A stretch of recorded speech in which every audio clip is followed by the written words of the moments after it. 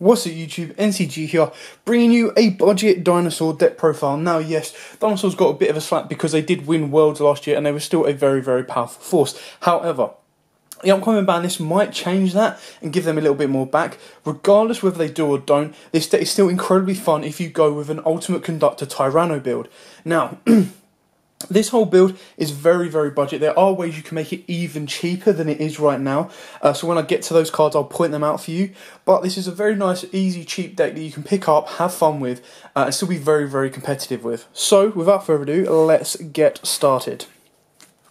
So we start off with triple Soul Eating Oviraptor. This is one of the most important cards in the deck because it can search you out your Ultimate Conductor Tyranno or your Baby Dragons if you want to use your Baby Dragons. Plus, gives a token to your opponent's side of the field, and because of its effect, it says you can target one other level 4 or lower dinosaur type monster on the field.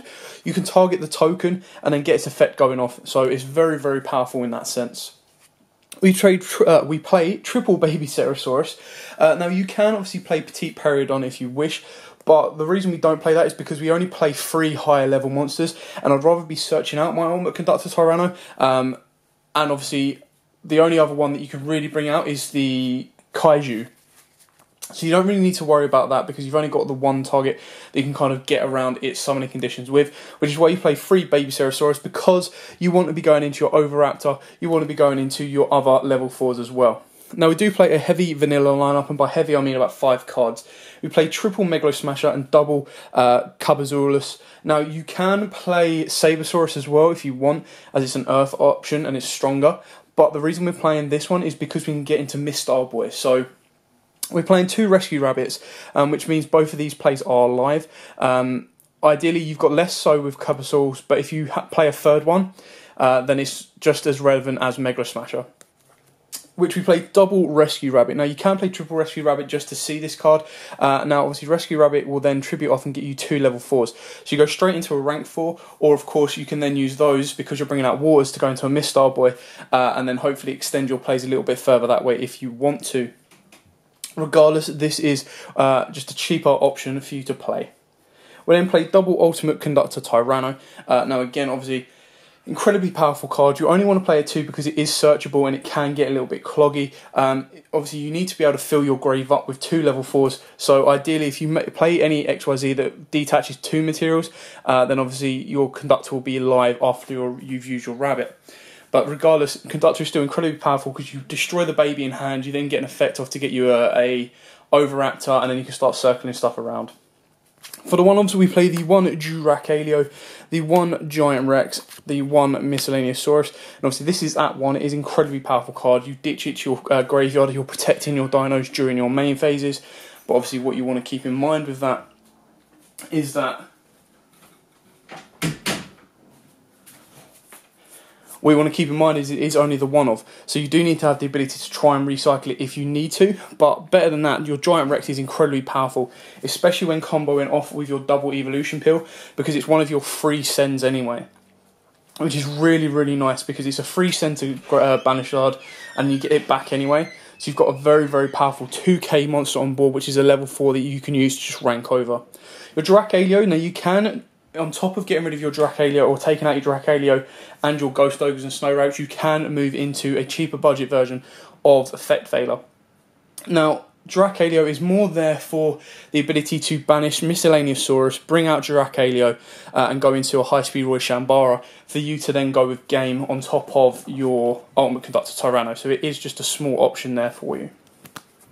The final run of Dinosaur is the Dogoran, the Mad Flame Kaiju. Because it's a dinosaur, it is searchable, and it's nice to always have a Kaiju on tap in this deck. You can obviously play the Kaiju engine as well, so you can side in 2, if not 3 more Kaijus, and then Interrupted Kaiju Slumber. Hand traps, triple Ghost Ogre, like I said, these can be effect values if you want to make it even cheaper.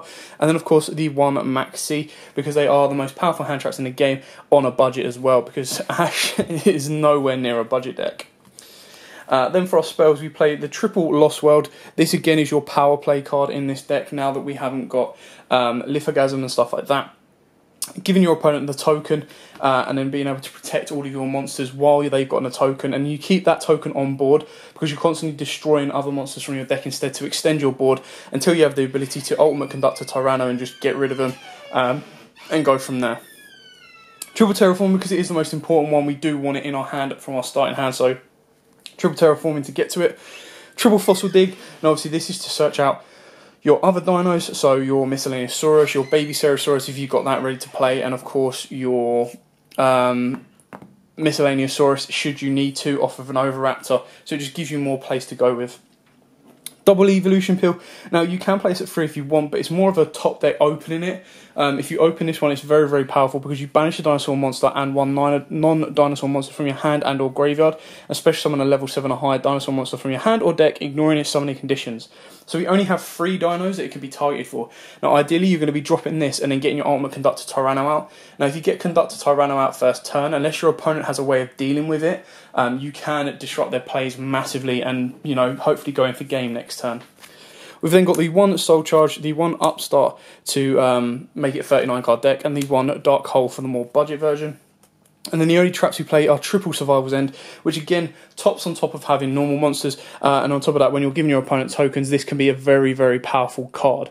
Now if you want to, you can play Foolish Burial of Goods in this deck, and if you were going to do that, you could probably take out like your Upstart, or you could take out one of the Terraformers if you wanted to as well. Just to give you a bit more options to get this into the graveyard. So you banish this card from your graveyard, then target a dinosaur monster you control, and 1 card your opponent controls, and you get to destroy both of them. So again, you combo that off with your normal monsters to protect it, and go through there.